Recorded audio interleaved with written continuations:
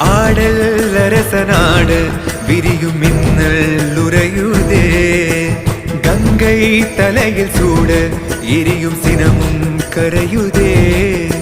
தோன்றும் யாவுமே அழியும் என்றனை எந்த நாணவம் அழித்த சிவசக்தியே என்றும் அழிந்திட